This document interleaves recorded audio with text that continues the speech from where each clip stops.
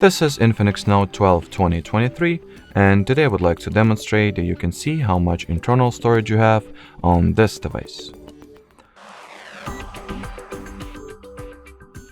So first order of business is to launch settings, then find and open the storage category, and at the storage page you can see how much memory you have in total and how many gigabytes of your memory are currently occupied, and well, how much memory respectively you have left.